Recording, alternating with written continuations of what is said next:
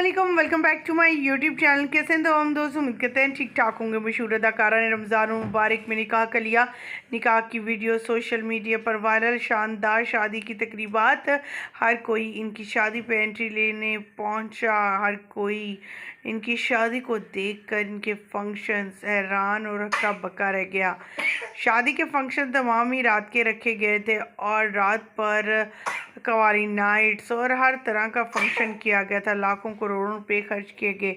मेहंदी माइयों उपटन की वीडियोज़ और तस्वीर हम आपके साथ शेयर करेंगे, जिसे देखने के बाद ये कहना गलत नहीं होगा कि अदाकारा ने लगता है सारा पैसा ही इस शादी पर इन्वेस्ट कर दिया। अदाकारा को क्या सूझी थी कि रमज़ान में ही शादी कर डाली।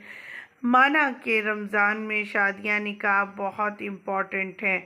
आप देख सकते हैं यहाँ पर पूरी रस्मात की गई, लाखों करोड़ों रुपए खर्च किए गए और इस तरह पैसा बहाया गया जैसे पानी हो। जो ख़वातीन हज़रात आगे बढ़ेंगे, तस्वीर वीडियो शेयर करेंगे और मिलवाएंगे सेलिब्रिटी से भी जिन्होंने बहुत कम अरसे में अपना एक नाम मकाम बनाया है। लोग इन्हें बहुत ज़्यादा चाहते और मोहब्बत करते हैं, लेकिन अचानक से इनकी शादी की तस्वीर इनके हवाले से शेयर किए जाने पर लोग सरप्राइज ही रह गए।